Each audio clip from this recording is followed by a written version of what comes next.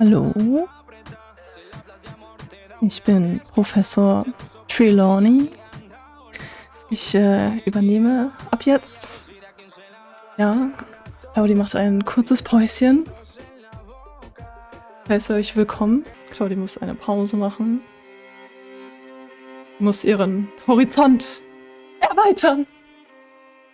Und damit ganz herzlich willkommen zu einem neuen Video hier auf meinem Kanal. Im heutigen Video schauen wir uns komplett ungeschnitten das komplette Showcase Nummer 2 zu Hogwarts Legacy an, zum Gameplay. Letztes Mal hat sich ja so alles im Schloss mehr oder weniger abgespielt und heute sehen wir auch was von der Landschaft. Oh mein Gott, Leute, ich bin viel zu aufgeregt. Ich würde sagen, rein ins Showcase, guckt es euch gerne ungefiltert, ungeschnitten an mit meiner Reaktion darauf.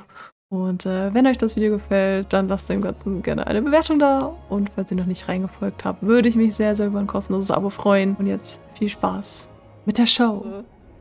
Warte, es geht los. 5, 4, 3, 2, 1. Aufgeregt.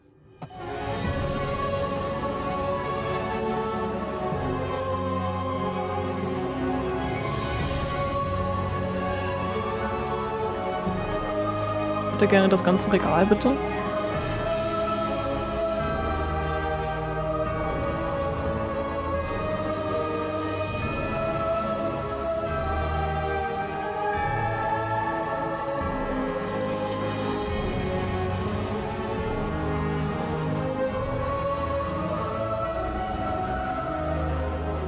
Ah.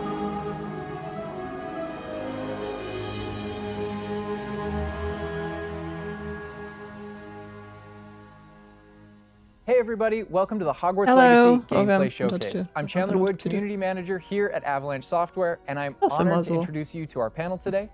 First up, we have community guest host, Ben Snow. Oh my god, I can't believe this is happening. Thank you so much for having me. Ben Snow. And from the Avalanche team, we have game director Alan Tu. Hello everybody.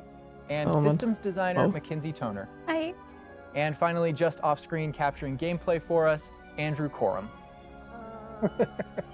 Hi. Today we'll be giving you a taste of the open world via broom flight, a deeper look at combat using the Dark Arts Battle Arena, da ist das, was ich gerade vorgelesen habe, oder? Personalizable home within Hogwarts, the Room of Requirement, where we may even see some beasts. And we're starting right where we left off in our last gameplay showcase, just outside Hogwarts, which I love that we can. Alter, ey, also jetzt mal ernsthaft. Walking through everything and then wenn das Spiel scheiße wird, lauf ich dann rum. Scheiß auf alte Gen. So ein Game nur noch für neue Konsolen. Scheiß auf die alten Konsolen, wirklich. There's something about kind of like the sensation of everything being open to you. And just, I love the proximity that I can get to things. I love flying close to the ground.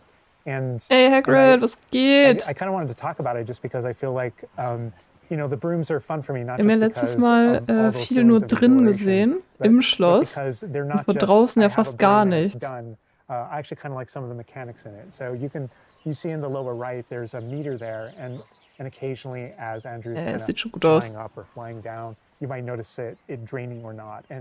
And this isn't the present day where all the broom technology is well known and advanced and everything that we know and love. This is an earlier time where they're still trying to figure out, you know, we're not at the 3000 yet. We're at the we're at the 11. So. Oh my goodness, I'm just so speechless right now because this Das mit dem Fliegen haben die ja relativ früh schon mal geleakt gehabt in so einem ganz mini kleinen Video da.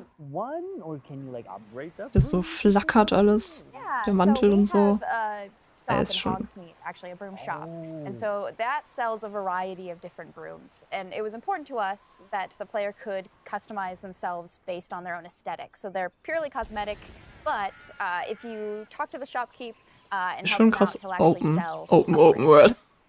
Yeah, and those upgrades will make it so that where normally the broom, you can only fly, you can only go at max speed. It's kind of like a turbo meter down there. You can only go at max speed without the meter going Ich hoffe, man kriegt relativ schnell seinen Besen oder gleich von Anfang an. Ey, wenn man das ja alles ablaufen müsste. Ciao. And the broom owner at the sporting goods store in Hogsmeade is trying to perfect the broom and get better at it and know it better, and you can participate that and get better and better brooms through that. Legacy. And I love that mechanic encourages you to actually explore the world and kind of stay Bin ich auch mal close to the ground. gespannt, wie It's sich not das just a travel steuern mechanic, lässt. point A to point Oh B. je. You're not just flying high over everything, although Ich it's sehe mich schon beautiful, überall something I really gegenfliegen. love doing, but as well, there's lots to explore on the ground, and so kind of keeping you down at the ground level. And to me, it feels like it's got this kind of surfing vibe over the. Oh my god! Like I'm just like I want to snatch the controller from Andrew right now because I want to go to the mountaintop, I'm going to that forest, and to that hamlet, or Ob es Hogsmeade geben wird? Ob man einfach nach Hogsmeade fliegen kann? We're actually gonna land here, and I feel like that you call it a hamlet is just perfect, just because that's what we refer to it as, and so. We all know from lore that Hogsmeade is the only all-wizarding village within Britain, but we wanted other opportunities to kind of meet other characters out here and to kind of populate the landscape, so it's not just kind of, barren as you leave out this direction and that direction. And so we just imagine these different dwellings, these different smaller locations that wizards might live in out in the Scottish Highlands. And so it's those... Oh mein Gott. And so we refer to those as hamlets, and they're opportunities to learn those wizard stories, how those Taschengeld einfach dem Typen geben. have kind of like learned to live, what their relationships are with characters at Hogsmeade and Hogwarts. And so they're both quest opportunities out here and a chance to kind of get to know more of the area, even beyond Hogwarts and Hogsmeade that we've already experienced. And you'll also notice on the mini-map, like lots of little icons, and each one of those represent gameplay in the hamlets that you can participate in, whether it's a vendor or different puzzles and challenges or different secrets that exist. Each one of those icons are different opportunities for gameplay. And you'll notice that same thing as we venture out into the open world as well. So when you go out into the open world, fühlt sich gerade für mich so an wie so ein Assassin's Creed in Harry Potter-Style, ne? Those things are opportunities to say, like, I want to increase my inventory. Wie kann man denn da nicht hyped sein? There are puzzles left behind by old wizards, that you can solve that actually grant you those. If you see ruins off in the distance and you visit them, you might find opportunities to actually expand and learn about your ancient magic. And as you kind of encounter different enemies dotted on the landscape, sometimes those characters, poachers or dark wizards, might be hoarding different magical resources that are valuable to you as you're playing the game. So each one has kind of like a way to connect to our gameplay loops and provide different opportunities that just kind of reward you for poking around. I mean, I right away want to just cover all of those points on the map just by going over there. Well, we've flown on a broom already, but there is something that we haven't done so far, and that is getting on our flying mount. We're going to hop on our Onyx Hippogriff here. The Onyx Hippogriff is our pre-order bonus. Oh my god, he just like pops out of the... Oh mein Gott! Stimmt, das glaube ich... You can use it as a horsey? Genau, das ist in dem Pre-Order-Bundle drin, hat auch, glaube ich, gerade gesagt, oder? Yeah, as a hippogriff, you can totally ride it like a ground mount, and you can lift up into the air. Ich sehe schon, da kommt so ein Ingame-Shop. Each of those interactions, so the broom's really good at reaching that top speed, at kind of bin traveling pleite the nächstes world Jahr. as quickly as possible. But sometimes it's really nice to get on the hippogriff because of that ground speed. Ja, da wenn man noch irgendwelche Reittiere oder so kaufen kann, ne? And sometimes it just feels amazing just to be riding around on a hippogriff. Bitte nicht. Yeah, it Das really is kind of mein, like mein Ruin. I don't know, it's a great feeling being on it, and it's a great feeling managing those transitions, kind of going from run to fly and just being able to go wherever you want. And we tried to make sure that each one of these things that you can interact with have a unique identity and a reason for being. And, oh my god, like I see like different like areas, like a swamp Stimmt, manchmal was in der area. Pre-Order But, like, drin can you war. go to like entire map anywhere you go? There are regions that are like locked. Das ist so sad, dass ich keine Collectors bekommen habe. Moment where the world kind of opens up to you outside Die viel zu of teuer Hogwarts as a ist. student, and right from that moment, early on in the game, you can go wherever you want. And so you might find more difficult challenges in different areas, and you'll see different spots as Andrew's moving around, like you mentioned, the swamp. But da war ein we have Testral got, mit like, a drin. coast, and we've got different types of environments out in the world just to kind of Ich glaube, ich in der Pre-Order ein pepper your experience, Testral reward mit you for drin. exploring, keep things fresh. All those things exist as we're moving around. So cool. And I love that windmill. It's like so rustic. Du Like, I think Muggel, about it, Alter. this Was is like verkehrt, ey. 1800s. Du bist The so ein windmill we've Muggel. never really seen before. Like it feels so authentic. Like it just, it's part of it. Yeah, I love this vista too, and I'm gonna have Andrew stop here. We're gonna use a bit of dev magic to change the seasons. Actually, I want you to see what this world looks like, covered in snow. Yes, yes, yes, please. I love snow.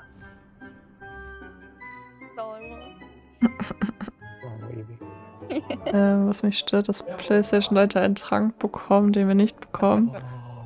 Ja, This is so beautiful. PlayStation ist halt PlayStation, ne? This is so pretty. Okay, it looks so realistic.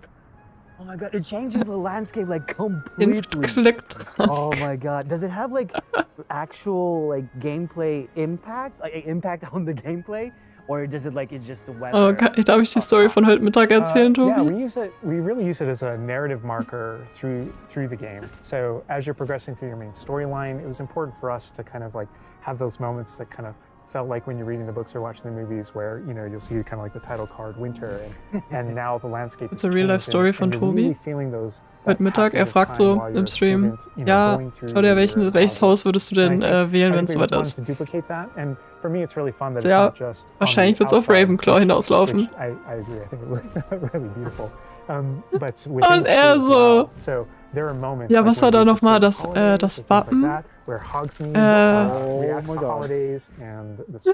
als erstes war, ich weiß nicht mehr, weil es auf jeden Fall Eule.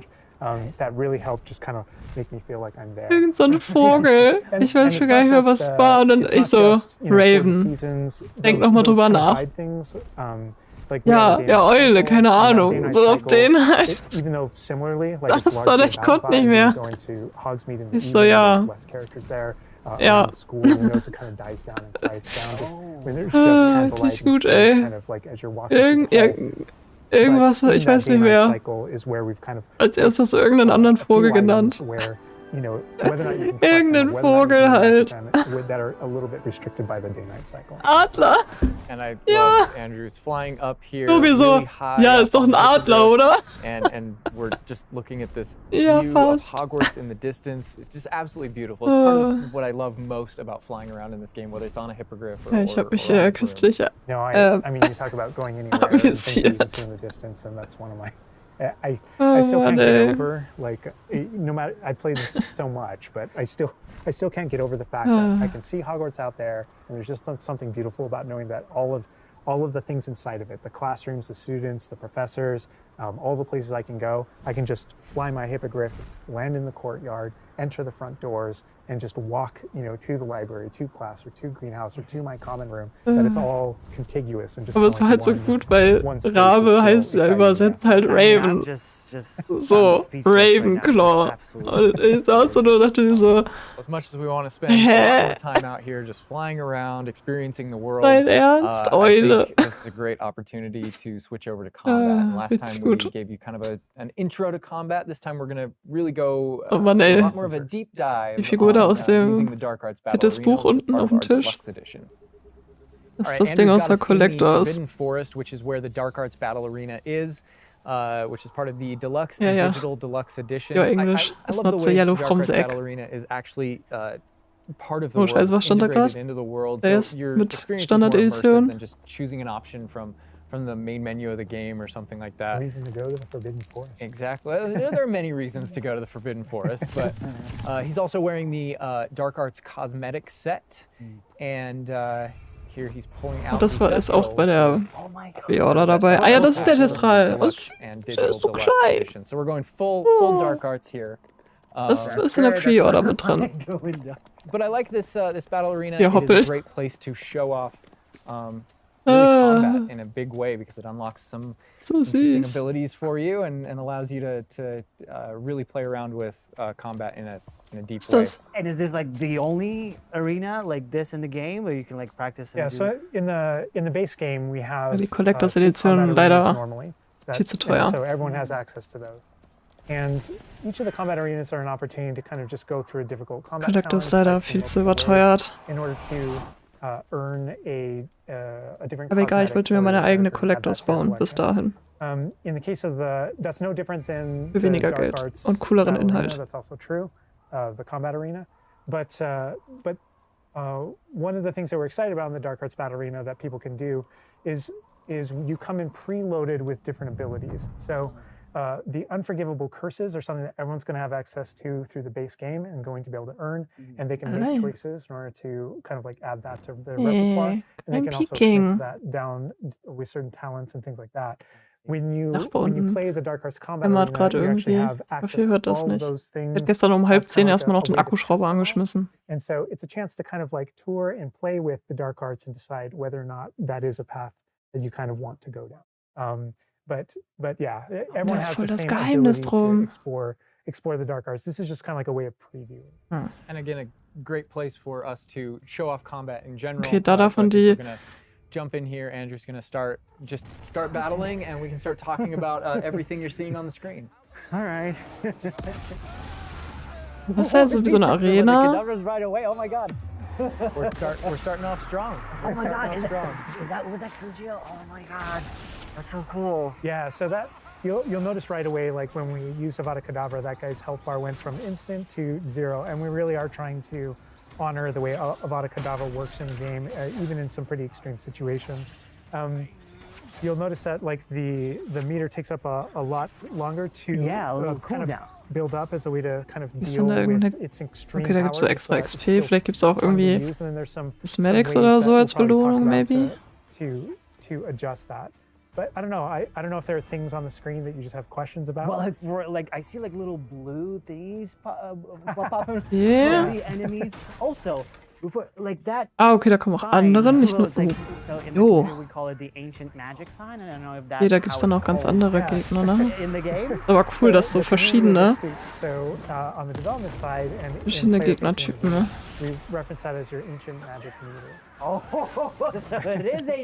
Was sind das für Dinger, ey? As your abilities in the game keep growing and you become exposed to some of the secrets about your own kind of mystery and your own abilities, you start unlocking new powers. So one of those powers, you'll see the R1 button appearing throughout the game. That's an ancient magic throw power that allows you to kind of like draw an object to you and fling it at an enemy. But whenever you see the R1 or the L1 plus R1 Ob da auch Dementoren kommen? That's an ability to cast a very devastating and powerful Bank. Spell to do a ton of damage against the character. Ist and okay, the way that Tobi, ist manifests okay. itself depends on the type of enemy that you're fighting. And you'll see a wide variety of enemies in here that are pressuring the player in different ways. You'll notice Schaffi, das nächste Mal, wenn du da bist, müssen wir Trivial Pursuit spielen. Mit mir will das keiner mehr spielen. Harry Potter Trivial Pursuit. Ist jetzt auch nicht. Dani, wir müssen das auch nochmal spielen. As you're doing different things in combat, you're protegoing and you're doing different abilities and you can kind of spec into it with your talents. There are different ways to get that meter to build faster and faster. But one of the most effective base ways to build up that meter fast, that way you can launch these devastating attacks whenever you want to, Herrlich, ey, is to Tobi. actually perform combos. So you see that combo appearing. It's almost like your emotions are building up and then basically that builds up enough that you can attack someone. Er ist da, glaube ich, auch ganz gut in dem Thema drin, ne?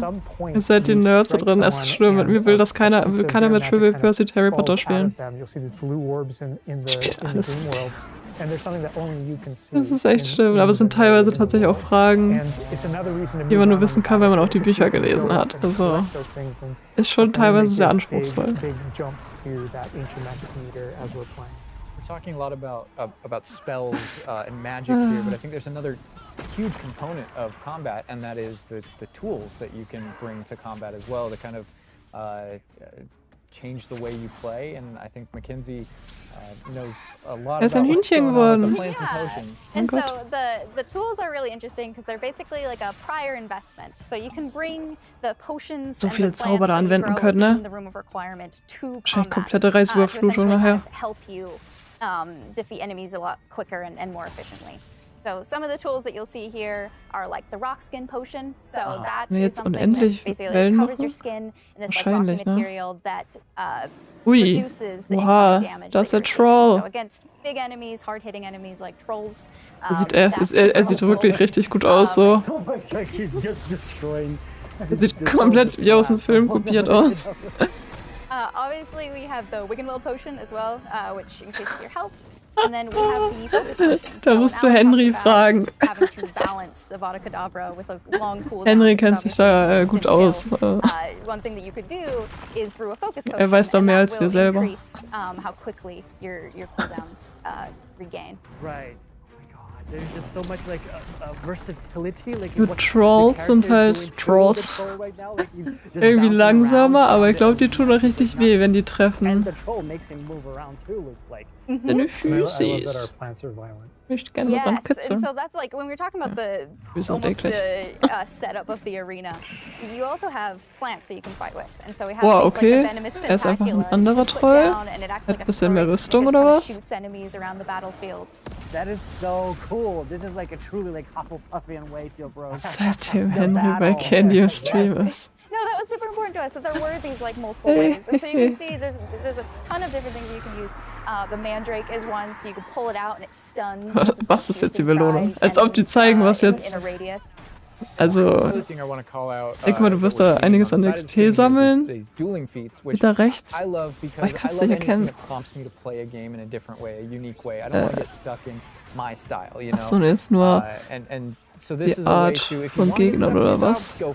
Nee, was man da machen muss.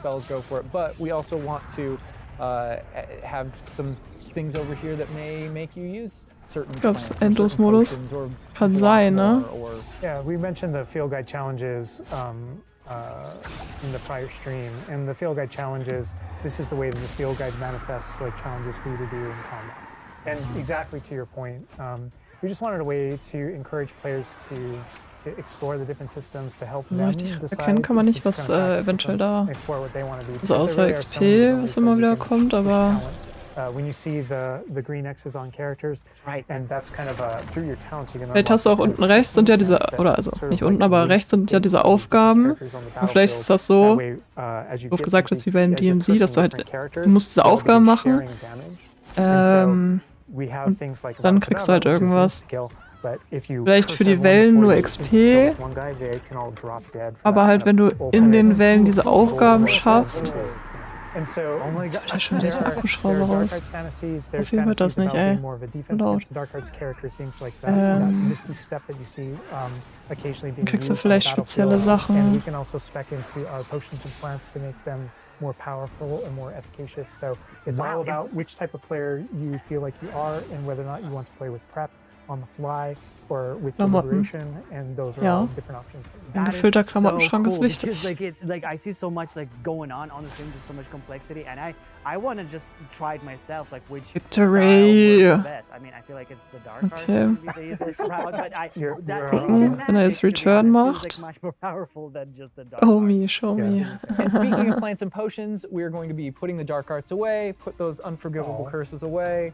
And heading to the Room of Requirement, which is your home within Hogwarts, a personalizable space that actually has some utility as well, where you get to brew things and grow things and also care for some beasts. All right, Andrew's got us in the Room of Requirement, wearing, we kind of went casual mode on the outfit here, wearing a nice jumper. Nein, manche Sachen behalten sie sich noch vor. Good jumping off point for the personalization of the space as well, not just your character and the visuals of your character. Der ist im richtigen Haus. The space is a place that you can make your Ein freundliches Gelb, sagst du, ist es, ja. It was super important to us that this space really did feel like your reflection as a wizard. So you can change the architecture in here. What? Different themes throughout, starkly different themes, to really just hammer home that this is yours. You oh my God! What? Hä? Hä? Du kannst die Decke einfach verändern? Oh my God.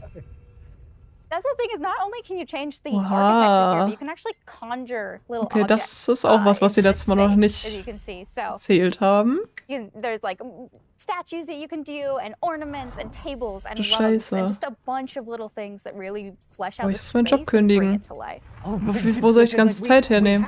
An idea that those places where you brew stuff, that's where you can change, but you can do all of this. Where do you even get this stuff? Hölle, ey. There's a furniture store? Yeah, so we call them conjurations. And the conjuration recipes can be purchased at Tomes and Scrolls in Hogsmeade. Es ist Assassin's Creed, Sims. Keine Ahnung, alles in einem. That's so cool. And you change color. Oh mein Gott. You can change the color, you can change the size of it, and you can place Wirklich, it jetzt sind wir bei Sims. Oh my God, you're so tiny. It's like for Baby Niffler. And I love how the system too. Oh, ich will einen Niffler als Haustier haben. Kann man einen Niffler haben? Magical effect of conjuring it in, and das wäre so süß. You're actually doing this in the world as your character, but the way you've blended like that gameplay with the immersive design of. Einfach alles verändern. Like, and I love the animation, how it like appears, you know. Ein Hauself. Like, it almost like it apparates. Aber schenk ihm eine Socke. We wanted that to look really nice because the magic in the wizarding world is everywhere. It's physical, it's kinetic, and it's whimsical. We really wanted to nail that whimsy in this space. Another thing that I wanted to discuss is that not only can you conjure things and you can change their Und dann look, beleidigt but er you dich can die do that with ganze the Zeit und utility so. objects as well. So you can see that we have planting pots and potion stations, and you can change the look of those as well. And these are the areas where, as we had mentioned previously, you'll be growing your plants, you'll be brewing your potions. Right. So Boah, ich mach while alles you're also rosa. doing these kind of nurturing-based activities, Oh my God. this is also the space where you would bring your gear to be identified and gear to have like rates put on it, which I believe Alan can talk to. Oh. Yeah, we keep bringing up appearance and how it looks, and on a, in the game, you can look like anything you want to whenever you want to. But the player will be finding different types of gear, that we call it, as you progress through the game. Voll Essentially, we just know that flashed. clothes Februar and different so, items in the wizarding Sorry world have different Warzone. magical properties. Muss And los. as you explore and as you God. adventure and as you defeat enemies, you're going to be finding different pieces of gear that have different abilities, and that can help you in your journey and are a major part of you kind of growing as a wizard and advancing as a wizard. And so there's a huge list. and not all the time, whenever you get a new piece of gear, you don't necessarily know exactly what it does. And so there is a station inside of the room of requirement that you can conjure. It's one of the first things you conjure, called an identification station, where you can actually bring that gear that you're uncertain about and learn what its abilities are. Right, yeah, that's so cool. And then as the space advances even further, and the space will eventually grow its own runes, and you're going to get new recipes, you know, like Mackenzie's talking about. All these different things keep expanding, and as it expands, eventually you're going to earn what we see here, which is called a loom. And when you set up a loom, it's an ability to essentially customize exactly which magical properties are on your gear and take any piece of gear and adjust its properties and to tweak what it does. And I mentioned earlier that you can make anything look like anything. The collection of appearances, we call it, or cosmetics, we've been referring to it in this stream. Those types of things you can use, and you can apply a look to any other look. So if you get a piece of gear, you put it on, you look like that, but you can change it to look like whatever you want. That's so cool. And like you can just put some ability to this sweater, but then you can just swap that ability. Yep, and appearances you can edit whenever you want in the gear screen. The loom is specifically about applying traits and applying larger upgrades that just kind of grant you greater statistical advantage. Einfach komplett irgendwie alles specific abilities Mögliche that dir dann blend in nicely nähen. with where you're trying to go with your combat fantasy or talents and things like that. Interesting. Boah, wenn ich schon lese, dass das vor Spinnen schützt. Oh Mann, ich will keine Spinnen. Yeah, and so you'll notice that the ingredients that are used to add traits and to upgrade your gear Krass, are ey. based around beasts. So this is where we get into the beast care section, which is inside this vivario. Kind of bigger space on the inside. And so you can see here we have a couple of beasts out. We have a graphorn and a mooncalf and a niffler and a Einfach Tierwesen auch einfach komplett integriert. Oh mein Gott, guck mal da rechts. Oh mein Gott, was ist das? Das ist so süß. That's so cute. They're adorable. And so part of beast care is petting them as well, but feeding them too. And so once you do those things, that's when they feel safe enough that they can give you their magical ingredients. Oh my so God. fur, niffler fur, etc. That can then be used in your gear. That is like so like intuitive, because like you know Kann that nicht makes mehr. sense, 'cause when you Oh, da ist ein touch the animal, Niffler. it has some fur leftovers. That's so. Oh my God. Yeah, and we really want to hammer home the fact that this is like a home that you're making for them. Mein so Gott, in das ist the einfach so noch overland, so you can find these beast dens, wie der and Koffer rescue these beasts. von Part of doing Dings. so is brushing them and feeding them food as well, and to build that relationship with your beast. In addition to be able to care for beasts, you can actually conjure things in this space as well. The house, the cottage. Yeah, right. Was ist der denn für ein And so we have like Puscheli? a lot of little ornaments in this area, and a lot of Mein them Gott. are purely cosmetic. Das ist They eine look really riesengroße cool. Again, it's the Fettkatze. personalization of this space. Oh my Oh, goodness. hey, da kannst du auch einfach noch Sachen hinbauen. 8 hours just designing this whole area. to personalize, this is like cool. It's like you have this little Scheiße, Krummbein. Ehrlich, Krummbein so nach den Dreharbeiten des letzten Harry Potters einfach fett geworden. And there's like a decoration aspect, but there's also Oh, what we were scheiße. saying inside as well, is there's a utility aspect to it too. So as you progress in the game and you're able to purchase more conjurations, you're able to speed up your process. Man in der Welt vielleicht irgendwie so Tiere finden kann, die man damit hinnehmen kann oder so. For the beast in the space to automatically get feed, so you don't have to do it manually. And so you're really building the progression for yourself here. In addition, there's also a toy box where you can play with your Oh beasts. nein, oh mein You'll see here, yeah. Gott. So you can, there's a bunch of toys in it, and each beast has their own favorite toys. Scheiße. So as you can imagine, the moon calf really likes the moon ball, or the Kneazle, as like a little cat, really likes to chase the yarn ball as well. Right. And they're super Ey, cute. es ist krass. Watching them, it's so cute. Was haben die sich bitte alles überlegt?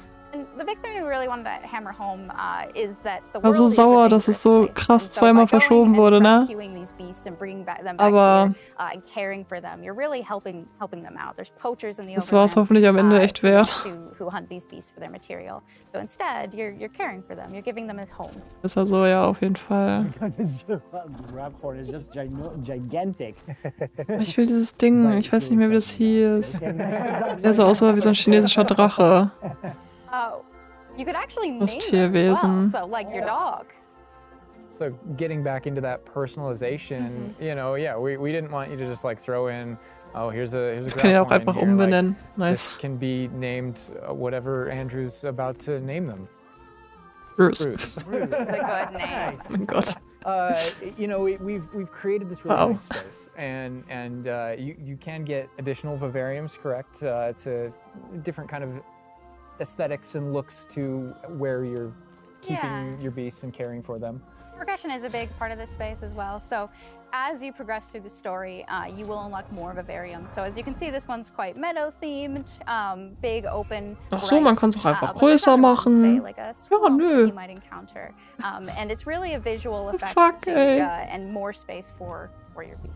Oh, so it's like those. So when we're inside the room requirement, there's like on the left, there's that moon glow from one entrance, and then some shrubbery going on in the right. Is that what you're talking Ist about? das so? That's exactly it. Der ganz Oh, you große, put der so trees in fliegen here too. konnte und Oh so my richtig heftig war. And another thing with the beast care that I think is great, you know, tying back to the same kind of thing that you did with like the broom, where the broom is not just a method of travel, it's actually built in and integrated into the world. In the same way, like beast care isn't just this added element. You're not just throwing it on top. There's really this like narrative and integration Hey, to. was haben die geklaut von everything Assassin's connects. Creed? So progress through the missions, you'll expand the space. As you Dass earn man resources, alle you'll Bäume go into platzieren Hogsmeade kann. and use them to unlock the gameplay here and unlock new conjurations and different things to play around with. In Eine the Art open Katze. world, it's Kann in sogar those sein. different in those different Sah auf jeden Fall environments, like the flauschig different aus. combat and conflicts and bandit camps and Ja, different things like that that exist in the overland. alles so groß und Those klein things und wie are du das what machen willst, hold ne? recipes that exist in the loom. So all these things have a way of connecting. Moonstone that you find out in the world is the resource nicht that mehr we use to lange. conjure everything Uh. that's found throughout the world. Forageables are used for recipes. So really everything's like a cycle and keeps you coming back. But even with the story that's being told too, I think people know who Poppy is and that she has a particular affinity for beasts. Yeah, I mean, I think everything we're seeing Ist das so ein here, Game, da you know, wollte ich you're gonna unbedingt be die venturing out into the Disc-Version world, haben, aber ich habe immer so Panik, and this is just wann die dann the tip of the ankommt, iceberg, ey. even of kind of like your Das interactions ist so with beasts in that narrative. tageszeittechnisch. So, you know, you bringing up Poppy, there are more kind of Oder mysteries überhaupt to an dem discover and things to discover Release-Tag. around the world that have to do with her and that have to do with caring for beasts. And so different characters have their own stuff. Was ich mich jetzt that- frage, that was just genau kind of hilft make mir this all das? just kind of like the beginning, Ich glaube, das the ist einfach ein beginning of the game. Zeitvertreib, oder? Well, we could Also spend das jetzt hours hier da here, rumgestalten, but ist, glaube ich, we're gonna echt nur ein have to stream now. What do Zeitvertreib. you think about what you said today? Ich weiß nicht, die Tiere. This is, I'm just Könnte ich mir so vorstellen, blown away bringt auch by EP how- oder wahrscheinlich musst du vielleicht how sogar beautiful it irgendwelche looks. The open world Sachen da seems machen, so füttern oder detailed and so. there's so many things to do and als like the Aufgabe. combat, we're gonna spend like 2 weeks or more just breaking it down by pieces. There's just so much. Vielleicht ist es am Ende auch einfach This nur ein nice to world. have. Like I'm so happy you guys did this overall gameplay. And that's just the tip of the iceberg. We've got more for you to discover and find on your own. Thank you so much for being here. Thank you for watching. Hogwarts Legacy is available for pre-order now. It releases February 10th with 72-hour early access for owners of the Collector's, Deluxe, and Digital Deluxe Edition. We're gonna wrap things up, but first we've got a little surprise for you. Bye. Ciao. See you in February. Aww.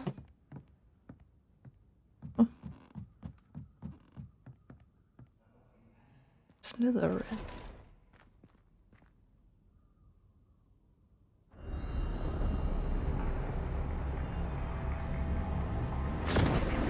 Ugh.